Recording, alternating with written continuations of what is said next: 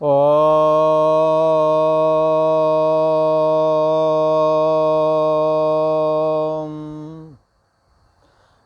गुरु ब्रह्मा गुरु विष्णु गुरुदेव महेश्वरा गुरु साक्षात् परम ब्रह्म तस्मै श्री गुरुवे नमः।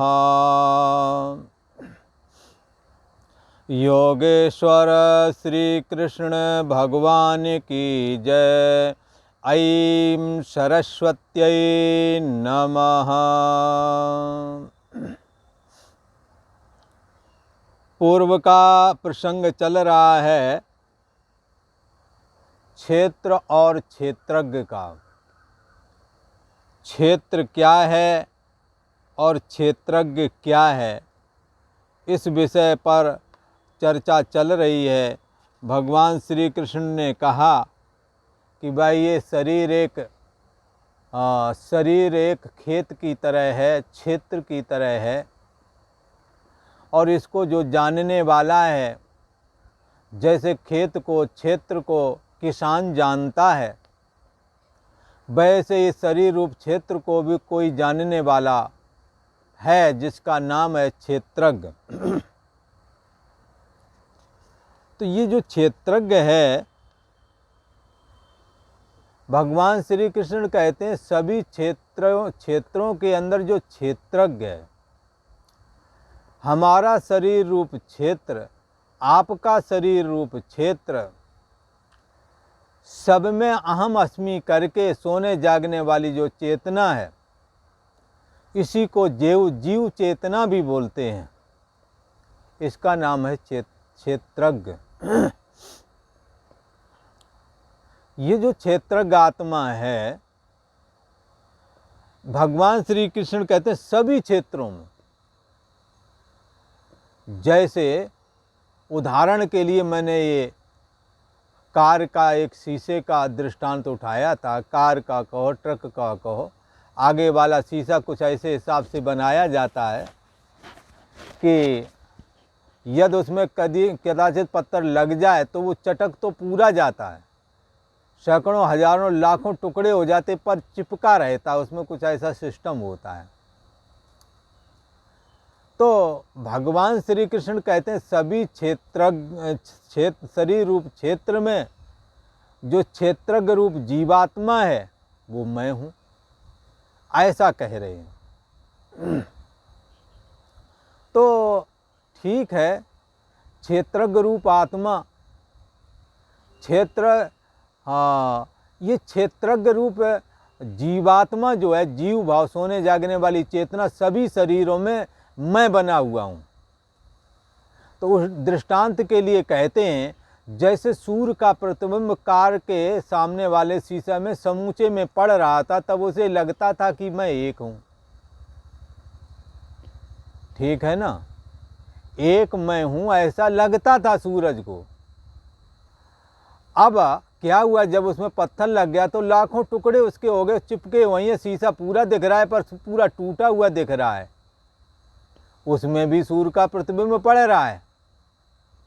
अब सूर्य को क्या लगता, मैं बहुत हो गया हूँ, बहुत जगह अहम अस्मि हो रही है। कहाँ की बात है ये? जहाँ पर एक जगह ही अहम अस्मि थी, उस जगह पर अब हजारों लाखों में अहम अस्मि ऐसा लग रहा है। तो किसी ने कहा ये किसको लग रहा है? जिसको अहम अस्मि जो उसमें फुर रहा, जो रिफ्लेक्शन हो रहा, उसको लग रहा है कि सूर्य को लग रहा है? तो ये लग तो सूर्य को रहा है। क्यों लग रहा है? क्योंकि वो अनेक कांच के टुकड़ों में प्रतिफलित हो रहा है। तो क्या सूर्य को ये भ्रम हो गया होगा कि मैं अनेक हो गया हूँ और एक रूपता उसकी भूल गई होगी? क्या ऐसा कुछ है? कोई पूछे तो बंधुआ, ऐसी बात नहीं। सूर्य को आज भी लग रहा है मैं एक हूँ, पर दर्पण में जो लाखों सूर्य दिख रहे हैं ये क्षेत्रज्ञ आत्मा की तरह हैं। लाखों करोड़ों शरीर हैं। भगवान श्री कृष्ण कहते हैं लाखों करोड़ों शरीरों में जो सोने जागने वाली चेतना रूप जो जीवात्मा है ये मैं बना हुआ हूँ, ये बोल रहे। आप दृष्टांत में देखें, सूर्य ये कह सकता है कि समूचे जब कार का शीशा था उसमें जो प्रतिबिंब पड़ रहा था उसमें मेरे को लग रहा था एक हूँ, तो इसमें कोई बेजा तो नहीं है। बस इस एक अहम का नाम ईश्वर अहम है, इसका नाम ओम है। और इसी के 5 पोज हैं, शिव, विष्णु, सूर्य, शक्ति और गणेश। इनमें सब में एको हम वाला एक अंतर्यामी ईश्वर जिसका कोई रूप आकार नहीं पर उसका नाम ओम है। ये जो है इसी के ये 5 रूप हैं। इसलिए बंधुओं निश्चय करके जानो सनातन एक ईश्वरवाद ही है। बहुत तो ईश्वर के ये रूप हैं, न कि ईश्वर अनेक है। बंधुओं यदि आपको ये डॉक्टरी वाली पढ़ाई कर लें और फिर जब कुर्सी में बैठेंगे मरीज देखेंगे तो आपको डॉक्टर बोला जाएगा। पर यही बीएड वगैरह कर ले और लड़कों को पढ़ाने लगे वही आदमी तो उसी को मास्टर बोला जाएगा।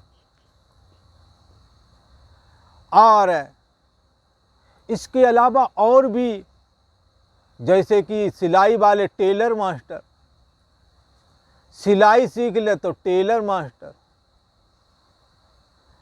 अब ये 5 जगह एक आया उसके मकान पे, तो पता नहीं उसने पूछा कि भाई ये घर किसका है, बोले डॉक्टर का।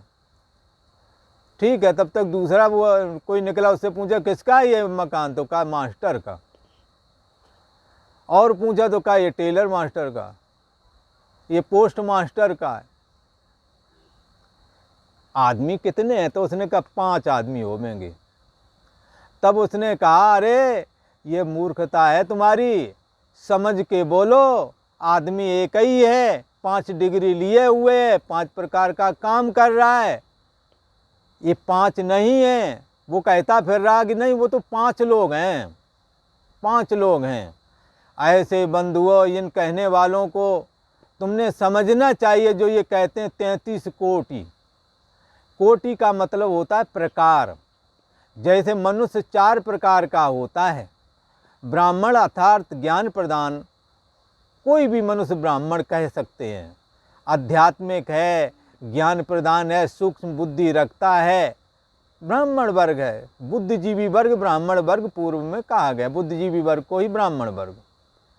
दूसरा जो प्रशासक वर्ग है जो अपनी सुरक्षा करता है, दूसरे को उसी को क्षत्रिय वर्ग कहा गया है। वो कोई भी होता है, तुम्हारे परिवार में नहीं कोई दमंग कोई ना कोई लड़का निकल आता है, वो सारे परिवार को सुरक्षित रखता है। ऐसे ही कोई कमाने वाला होता है, वाणिज्य प्रधान, उसको वैश्य बनिया कहा जाता है। और जो जिनसे ये तीनों काम नहीं होता है वो श्रमिक वर्ग है। वो श्रमिक वर्ग ही शूद्र शब्द करके कहा गया था पूर्व में। ये 4 प्रकार की वृत्तियां हैं। कोई पूछे आदमी कितने प्रकार के, बोले 4 प्रकार के। 4 कोटि तो का 4 करोड़ प्रकार का हो गया क्या? अरे जरा दिमाग पे सनातन पर उंगली उठाने से पहले ज्ञान तो प्राप्त कर लो सनातन का। सनातन एक ईश्वरवाद का ही सिद्धांत पर है, एक ही ईश्वर है।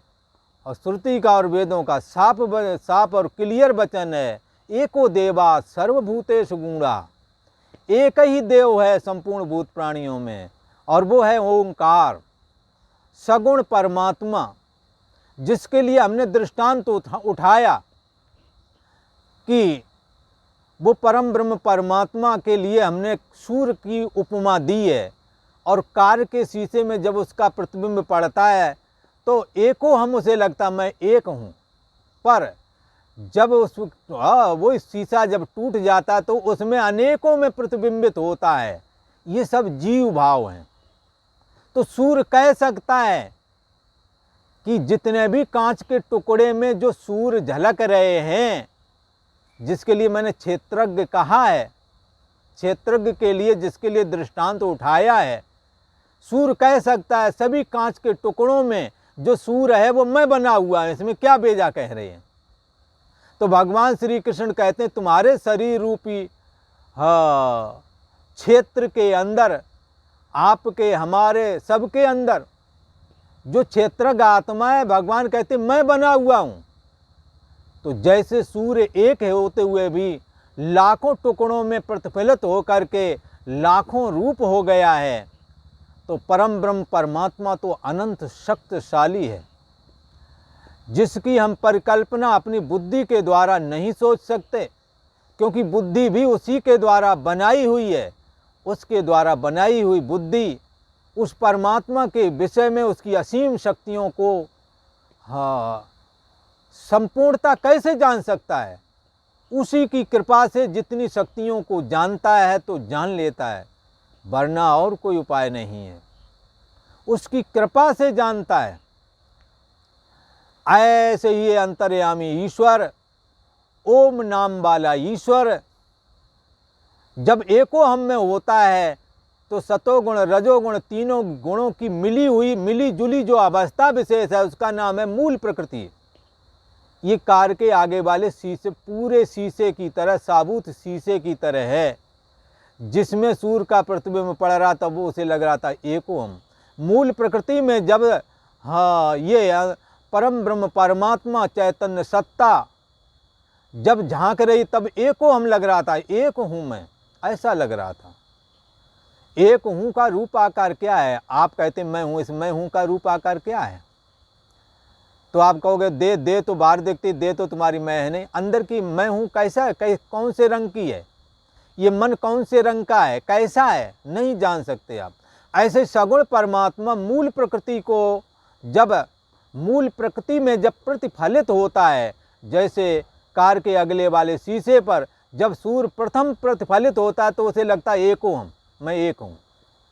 पर बहुश्याम तब हो जाता है जब वो तीनों गुणों को स्वीकार करता है, सतोगुण रजोगुण तमोगुण, तो ब्रह्मा विष्णु रुद्र शक्ति को स्वीकार करता है, दुर्गा रूप होकर के दिखने लगता है। विघ्न विनाशक बनता है तो गणेश होकर के दिखने लगता है। और जब वो जगत को उजाला देता है तो सूर्य होकर के दिखने लगता। कौन? एको देवा, एक ही देव। इसलिए बंधुओं, आपने ये शंका कदापि नहीं करना, ये नाना ईश्वर नाना देवता, ये जो लोग नहीं जानते हैं, इन्हों के ऊपर तुमने नहीं जाना। आप विचार करें, एक ही ईश्वर है और एक ही ईश्वर अनेक नाम रूप में प्रकट हुआ है। इसलिए भगवान श्री कृष्ण कहते हैं समस्त क्षेत्रों में जो क्षेत्रज्ञ रूप जीवात्मा है वो मैं बना हुआ हूँ, ऐसा भगवान श्री कृष्ण बोल रहे हैं। तो अब यहाँ पर 3 पॉइंट तो साफ और क्लियर दिख रहे हैं। एक पॉइंट जो है वो है जो जीव बना हुआ है, अनंत जीव हैं, अनंत शरीर हैं, उसमें अनंत जीव प्रतिफलित हो रहे हैं। सबको मैं हूँ लगता है, स्त्री और पुरुष जितने भी जहाँ कहीं भी है सबको लगता है, पर जानवर को भी लगता है मैं हूँ। उसमें भी अंतःकरण अर्ध सुषुप्त अवस्था में है, उसमें उसे भी लगता है मैं हूँ। सांप कीड़े मकोड़ों को भी लगता है मैं हूँ। जहाँ जहाँ मैं हूँ लग रहा है वहाँ वहाँ ईश्वर प्रतिफलित हो रहा है। ये कौन है? क्षेत्रज्ञ, ये जीव भाव। और एक क्या है, जब ये ये कहीं ना कहीं सबके मन है, मन में प्रतिफलित होता है, और सारे मन मिला दो इक्वल टू मूल प्रकृति।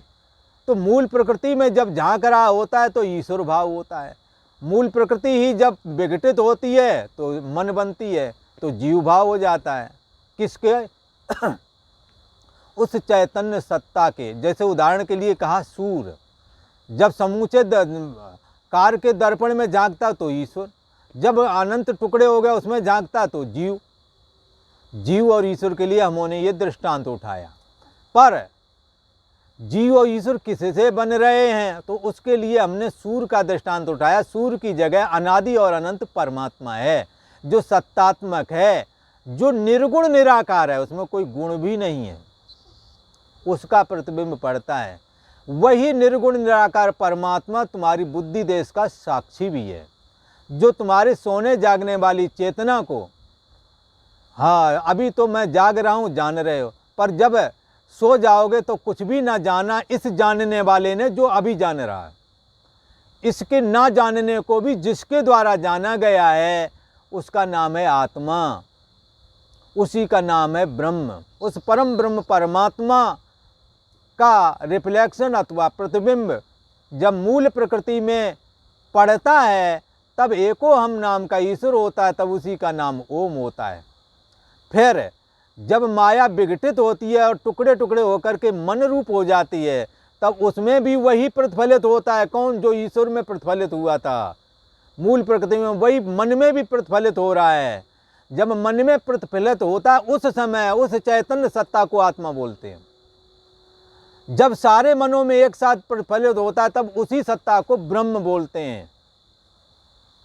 ऐसा जो परम ब्रह्म परमात्मा है वो निर्गुण निराकार है और एको हम वाले को सगुण साकार कहा गया है, उसका नाम ओम है। और जब विघटित माया के द्वारा जब मन रूप होकर के जब उसमें प्रतिफलित हो जाता है तो उसका नाम जीव है। यही सोने जागने वाली चेतना है। ये रहस्य भगवान श्री कृष्ण ने यहाँ क्लियर किया। अब भगवान श्री कृष्ण कहते हैं तत्क्षेत्रम, वह क्षेत्र जो है, हाँ, और जैसा है। क्षेत्र कैसा है? हाँ बताया था पूर्व में। ये जन्मा है, जन्म से पहले नहीं दिखता था, गर्भ में था, फिर दिखने लगा, फिर वृद्धि, फिर विपरिणाम, जन्मा तो कितना, फिर बचपने वाला हुआ, फिर और बढ़ गया, जवान हो गया, फिर अपक्षय घटना चालू हुआ। 42 साल की एज के बाद में शरीर में घटने का सिलसिला शुरू हो जाता है। 60 साल तक हाँ वृद्धावस्था कही गई है, और 60 के बाद में जो अवस्था चालू होती है उसका नाम है जरा अवस्था। खैर ये ऐसा है क्षेत्र। क्षेत्र तो कैसा है? ऐसा है।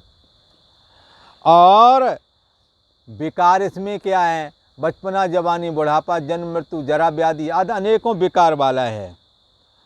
और हाँ यतः यत जिस कारण से हुआ, किस कारण से हुआ? कर्म रूप कारण है इसमें। और क्षेत्रज्ञ का भी क्या है? क्षेत्रज्ञ एक ऐसी, हाँ ये क्षेत्रज्ञ सीधा सीधा मान के चलो परम ब्रह्म परमात्मा का रिफ्लेक्शन या प्रतिबिंब। अगर ये प्रतिबिंब ना होता तो हम परम ब्रह्म परमात्मा को नहीं जानते। किसी ने कहा ये कैसी बात कही? जैसे तुम्हारा गर्दन ऊपर वाला मुख जब दर्पण की ओर देखता है तो दर्पण में एक ऐसा ही मुख दिखता है जैसा तुम्हारी गर्दन पर है। ये गर्दन वाला मुख आपने जीवन में कभी नहीं देखा। हमारी आंखें कैसी हैं? कभी नहीं देखा। यदि देखा है तो शीशे के द्वारा देखा है, सीधा अपनी आंख किसी ने नहीं देखी।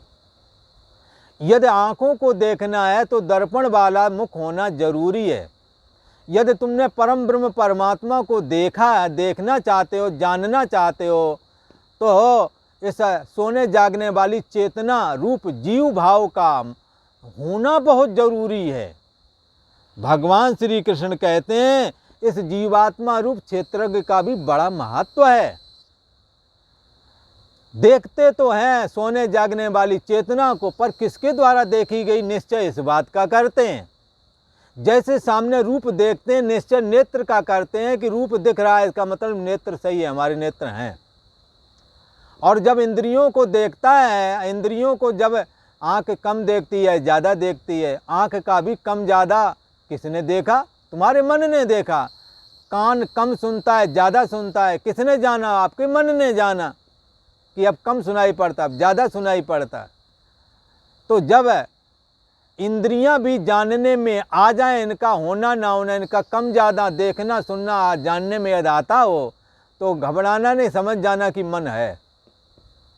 मन का अभाव नहीं, मन है आपके। और मन भी यदि गलत चिंतन करता हो, अंदर से कोई वृत्ति उठे ये हमें नहीं चिंतन करना चाहिए, ऐसा ठीक नहीं है, तो समझ लो बुद्धि है तुम्हारे पीछे। ये बुद्धि पर जो प्रतिबिंब पड़ता है इसका नाम है जीव। यही सोने जागने वाली चेतना है। इस चेतना का होना अभी आप जान रहे हैं, और सुषुप्ति में जब नहीं जान, कुछ भी ना जाना इसने, इस जाने ना जानने को भी तुमने जाना, तो इसका मतलब है कोई इसका भी साक्षी है, कोई इसका भी गवाह है, कोई इसको भी जानने वाला है। जो इसको जानने वाला है उसका नाम है आत्मा, उसका नाम है ब्रह्म, उसका नाम है चेतन, उसका नाम है सत्तात्मक ब्रह्म। ये अनादि और अनंत है। यही भगवान श्री कृष्ण का निज स्वरूप है, यही शिव जी का निज स्वरूप है, यही सूर्य का निज स्वरूप है, यही दुर्गा का निज स्वरूप है, और यही विष्णु का, सभी का यही निज स्वरूप है। गणेश का भी यही निज स्वरूप है। इसलिए एको देवा, एक ही देव है। ये जीवात्मा का क्या प्रभाव है? जीवात्मा का ये प्रभाव है कि ये ब्रह्म को बताने के लिए ईश्वर ने कृपा की। यदि ये ना होता तो हम परम ब्रह्म परमात्मा को जान ही ना पाते कभी। जैसे सामने यदि रूप ना दिखता तो हम अपने आँखों का होना भी ना जान सकते। आगे रूप दिख रहा है इसलिए हमें समझ में आता है कि हमारी आंखें हैं। आपका होना ना होना जिसके द्वारा जाना जाता है, हाँ, इसका आँख का ना होना तथा होना जानने में आ रहा है। इसका मतलब इसको जानने वाला कोई है, वो है सत्तात्मक परम ब्रह्म परमात्मा। तो जीव भाव रूप है ये क्षेत्रज्ञ जो है, और जिस प्रभाव वाला कि इसके बगैर आप उपासना भी नहीं कर सकते, इसके बगैर आप परमात्मा को जान भी नहीं सकते। ये वरदान की तरह है और अभिशाप की तरह भी है। ये जीवात्मा रूप मन, हाँ, मन एवं मनुष्याणाम कारणम बंध मोक्षयो बंधाय विषयासक्तम मुक्ति निर्विषयम स्मृतम। ये मन बंधन और मुक्ति का कारण है। जब बहिर्मुख हो जाता है, विषयों में आसक्त होता है, तब ये मन बंधनकारी होता है। और जब विषयों से निरासक्त होकर के भगवान की भक्ति में लगता है तो मुक्ति स्मृतम, तब ये मुक्ति कारक हो जाता है। तब इसे लगता है कि हमारे को जानने वाला, हमारा होना ना होना भी जिसके द्वारा जाना जाता है, को देवा, वो कौन सा देव है? वो देव है आत्म देव, वो है परम ब्रह्म परमात्मा। यही है भगवान श्री कृष्ण का अंतर्यामी स्वरूप, जिसके लिए कहते हैं, भगवान श्री कृष्ण स्वयं कहते हैं, हमने जो ये ज्ञान दिया है इस ज्ञान को धारण करो, इससे तुम पवित्र हो जाओगे। और इससे पहले भी लोगों ने हमारे इस ज्ञान को धारण किया है। इसलिए बहवो ज्ञान तपसा पूता मदभाव मांगता। बहुत सारे लोग हमारे ज्ञान को पढ़ करके, हमारे ज्ञान को धारण करके, पवित्र हो करके मेरे भाव को प्राप्त हो गए। कौन सा भाव? अंतर्यामी आत्मा, सत्तात्मक परम ब्रह्म परमात्मा। इस भाव को प्राप्त हो गए और मुक्त हो गए। भगवान श्री कृष्ण कहते हैं, ये जो बात हम तुम्हें बता रहे हैं, ये बातें पूर्व में व्यास जी ने भी बताई हैं, बड़े बड़े ऋषियों ने बताई हैं, और वेद की श्रुतियों में, वेद मंत्रों में ये बातें सब आई हैं। ये गीता का 13वां अध्याय और 4थे श्लोक में भगवान श्री कृष्ण बता रहे हैं। ये सारी की सारी ज्ञान की जो चर्चा हम कर रहे हैं, ये सब कहाँ कहाँ पर वर्णन किया गया है। भगवान श्री कृष्ण कहते हैं, अर्जुन, ऋषिभिर्बहुधा गीतम छंदोभिर्विविधये पृथक् ब्रह्मसूत्रपदयश्चैव हेतुमद्भिर्विनश्चितैः। कहने लगे, ऋषि भी बहुधा गीतम, ये जो हम ज्ञान सुना रहे हैं, ये ज्ञान ऋषि भी बहुधा गीतम, ऋषियों ने बहुत प्रकार से इसका कथन किया गया है। ऋषि क्या कहते हैं? एको सद, ये उपनिषद में आता है, किताबों के ऊपर लिखा रहता है, एको सद विप्रह बहुधा वदन्ति, एक ही सत है। हाँ, वो कौन है? सत्तात्मक परम ब्रह्म परमात्मा, जो तुम्हारी बुद्धि देश का साक्षी है, हमारी बुद्धि देश का साक्षी है, सर्वधि साक्षी भूतम, संपूर्ण बुद्धि देश का साक्षी है। वही एक देव है। साफ और क्लियर कहा फिर आप इस ब्रह्म लोगों के कहने पे क्यों आ जाते हो? ये हिंदुओं के देवी देवता कितने 33 करोड़। अरे कुछ समझो, कोटि का मतलब होता है प्रकार। संस्कृत में ये 33 प्रकार के देवता वो कौन से हैं वो भी बता देता हूँ। 12 आदित्य हैं, 11 रुद्रगण हैं, 8 वसु हैं, 2 अश्विनी कुमार, ये बराबर 33। ये 33 प्रकार के हैं, न कि 33 करोड़। जैसे आदमी 4 प्रकार के हैं, 4 प्रकार के नहीं, अरबों आदमी हैं, पर उनकी क्वालिटी 4 प्रकार की होती है। कोई ज्ञान प्रदान, प्रशासक प्रदान, वाणिज्य प्रदान, सेवा प्रदान, ये 4 ही प्रकार के होते हैं। ऐसे ही देवताओं के लिए है। तो इसलिए अपने सनातन को समझो, विशाल है, इसका हृदय विशाल है, इसको ये सबको समेटे हुए है। इसमें निराकार भी है, सगुण साकार भी है, सगुण भी है, जीव भाव भी है, देव भाव भी है, सब कुछ तो है। तो इसलिए भगवान श्री कृष्ण कहते हैं ऋषियों द्वारा बहुत प्रकार से कहा गया है ये ज्ञान। एक ही सत है, अनेक प्रकार से कथन किया गया है। विविधई छंदो भी पृथक, बहुत प्रकार के वेद मंत्रों के द्वारा भी विभाग पूर्वक अलग अलग तरीके से कहा गया है।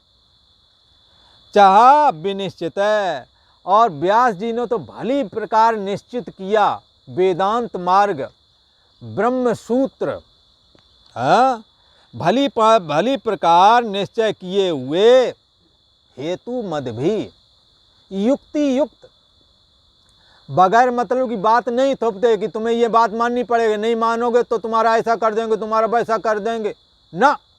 आप 10 बार हमसे पूछो ये महाराज ये बात है कैसे, और हम उस 10 बार आपको बताएंगे, पर ये नहीं कहेंगे हम तुम्हारा ऐसा कर देंगे, तुम्हारा वैसा कर देंगे। ये है सनातन धर्म। यहाँ पर आपको अच्छा लगे, युक्ति युक्त बात ही कहेंगे, अनुभव कराएंगे, तब बात को मानना, इससे पहले नहीं मानना। क्योंकि ये विज्ञान है, एक अध्यात्म विज्ञान है। आप ज्ञान को अपने में कैसे धारण करें, इसकी युक्तियां हैं यहाँ तो, और करके देखो, विश्वास क्यों करना।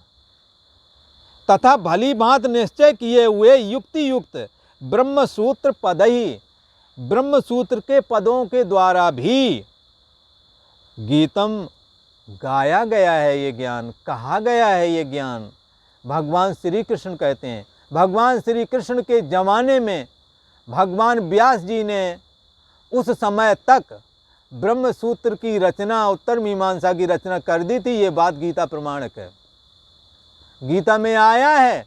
भगवान श्री कृष्ण ने जब गीता अर्जुन को सुनाया है तो ये बात उन्हें बताई है कि ये जो हम बात तुम्हें बता रहे हैं, तुम्हारे गुरु महाराज जो व्यास जी हैं ना, उन्होंने एक ब्रह्म सूत्र जो रचना की है, वेद के सूत्रों को जो संग्रहित किया है, हाँ, उसमें ये बात बताई गई है, भली भांत बताई गई, युक्ति युक्त बताई गई है। ये बात भगवान कह रहे हैं। इसलिए एक बार फिर से सुने, ऋषि भी बहुधा गीतम विविधई छंदो भी पृथक गीतम च विनिश्चित हेतु मद भी ब्रह्म सूत्र पदई ही एव गीतम। ये गीता का ज्ञान ऋषियों द्वारा बहुत प्रकार से कहा गया है, और विविध वेद मंत्रों के द्वारा भी बड़े विभाग पूर्वक इस ज्ञान का कथन किया गया है। तथा भली भांत निश्चय किए हुए युक्ति युक्त ब्रह्म सूत्र के पदों द्वारा भी हम जो ये ज्ञान कथन कर रहे हैं, ये कहा गया है। ऐसा भगवान श्री कृष्ण कहते हैं। और आज इतना ही। ओम शांति शांति शांति।